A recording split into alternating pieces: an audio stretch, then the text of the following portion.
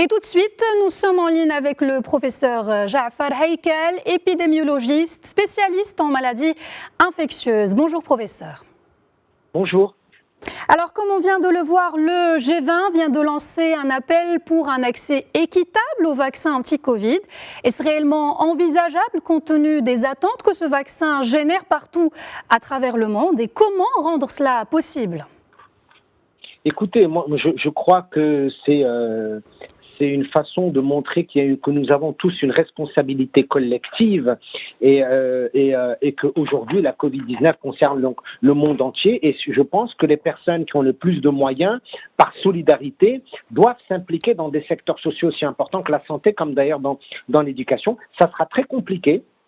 Ça ne sera pas facile, mais c'est peut-être l'occasion de montrer qu'il faudra une solidarité en matière d'accessibilité aux services de santé. D'ailleurs, l'OMS appelle toujours à l'amélioration de l'accessibilité aux services de santé quand il n'y a pas de couverture sanitaire universelle, mais que les personnes qui ont les plus de moyens, c'est le principe de solidarité, puissent contribuer pour les pays qui n'ont pas les moyens à accéder aux services de santé. Là, en l'occurrence, c'est un service crucial et fondamental parce qu'il s'agit de vacciner une partie importante de la population mondiale pour stopper, parce qu'on va freiner dans un premier temps et ensuite stopper donc la pandémie, parce qu'il en va de l'avenir collectif, le social, l'économique et le sanitaire étant très liés, mais également ayant montré qu'il n'y a pas de frontières. La Covid-19, quand elle a commencé à la fin de 2019 en Chine, s'est rapidement répandue à travers le monde, d'abord dans les pays européens et d'abord en Italie, et puis donc le reste du monde.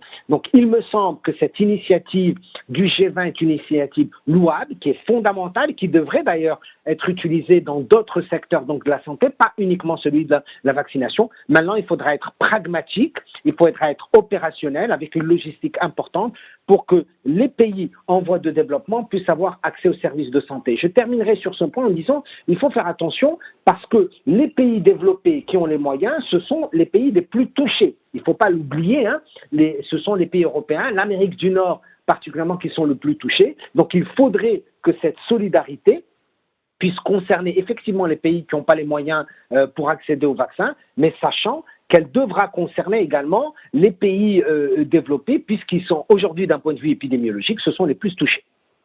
Alors, l'arrivée d'un premier lot du vaccin est attendue en ce début de semaine. Le Maroc est ainsi en pole position pour recevoir ce vaccin. Un laboratoire privé est techniquement prêt à produire des doses injectables fournies par le laboratoire chinois Sinopharm. Comment ce vaccin va-t-il être produit ? À quel niveau ce laboratoire va-t-il intervenir ? Écoutez, d'abord, je pense qu'il faut féliciter l'initiative du Royaume donc, du Maroc, aussi bien dans les essais cliniques, ensuite la mise en place donc, d'une stratégie opérationnelle logistique pour que le vaccin soit accessible à la population cible marocaine. Je rappelle que c'est 25 millions de personnes, c'est-à-dire d'un point de vue donc, de santé publique et d'épidémiologie, ça sera quelque chose d'extraordinaire, d'extrêmement important. Et je crois que le Maroc, dans les prochaines semaines, va être parmi les premiers à mettre en place l'opérationnalité donc de la stratégie vaccinale, grâce bien sûr au ministère donc de la Santé, grâce aux différentes structures donc sanitaires donc dans le pays, et je crois que ça sera l'occasion, un cas d'école pour que le Maroc puisse faire bénéficier de cette expérience d'autres pays, aussi bien d'Afrique que d'autres pays en voie de développement. Et je crois que le Maroc est prêt, d'abord à l'habitude, parce que le Maroc a réussi le programme national d'immunisation depuis les années 90, et c'est l'occasion, encore une fois, de démontrer que d'un point de vue de santé publique, nous pouvons réussir quelque chose qui est crucial et fondamental, parce que cette pandémie a des conséquences sanitaires, sociales et économiques.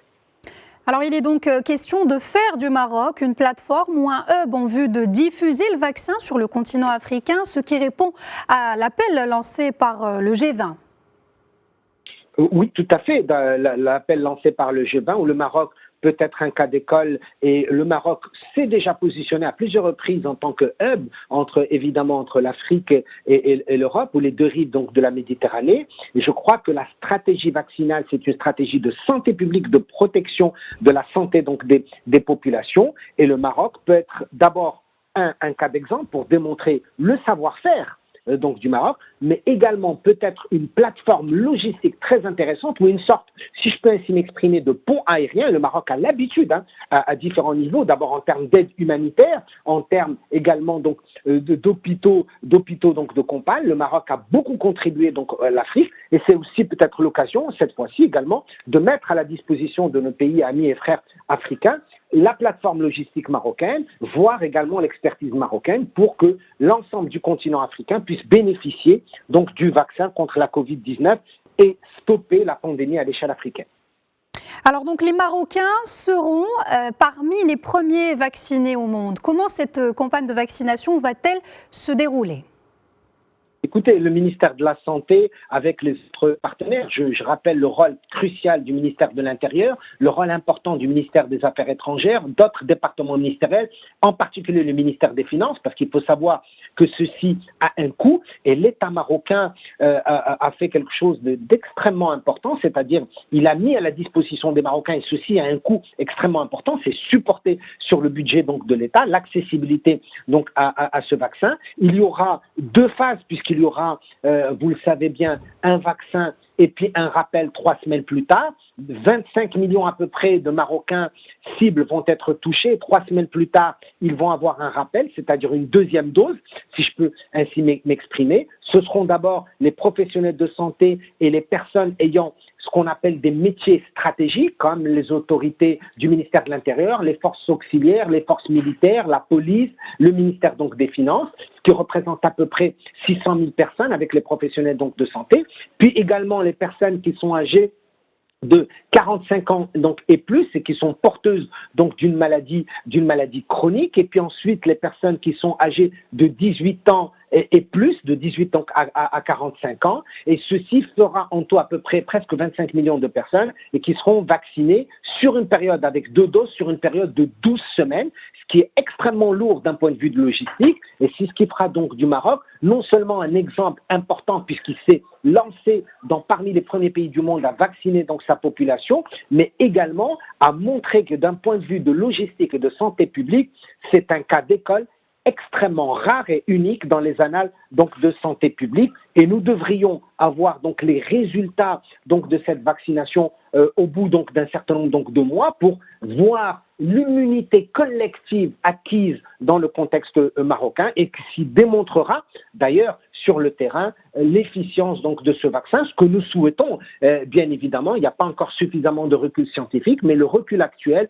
montre qu'il y a suffisamment d'anticorps neutralisants et suffisamment de protection collective. Il faut toujours bien sûr rester prudent, rester vigilant, mais je crois que le Maroc a très bien fait les choses et que le Maroc peut être pionnier et leader sur son continent et par rapport à d'autres pays en matière de santé publique et de prévention primaire, car je rappelle que la vaccination est la meilleure prévention primaire et de lutte contre l'ensemble donc des maladies particulièrement infectieuses.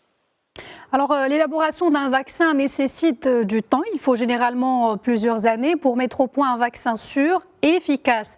Celui-ci a été élaboré en moins d'1 an. Comment être sûr que ce vaccin est vraiment au point et toutes les précautions ont-elles été vraiment prises ? Alors, pour tous les médicaments et pour tous les vaccins, il faut pas, c'est la même logique.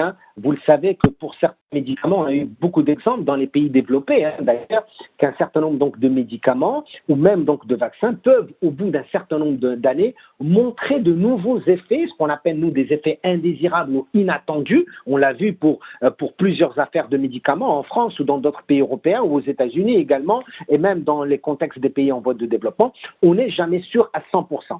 Ce qu'on sait, c'est que, au vu des connaissances scientifiques actuelles, au vu des essais de phase 3 qui ont été faits, qui, je le rappelle, ne seront terminés que dans 1 an, mais au vu des résultats préliminaires, il semble que ce vaccin, donne une grande efficacité ou efficience, plus de 90% dans l'ensemble des vaccins qui existent. Deuxièmement, il a une innocuité très élevée, c'est-à-dire qu'il donne très peu d'effets indésirables et les effets indésirables qu'il donne sont mineurs. Et le troisième élément qui est extrêmement important, il donne des résultats, c'est-à-dire il permet à une population qui a été vaccinée d'être protégée. Et je rappelle que lorsque vous vaccinez dans une population plus de 65% de la population cible, voire aller jusqu'à 80%, eh bien, vous freinez, vous stoppez la diffusion donc d'un virus dans une population parce qu'il ne peut plus être transmis de personne à personne, ce qui permet une protection de la population et donner à cette population ce qu'on appelle une immunité collective donc acquise,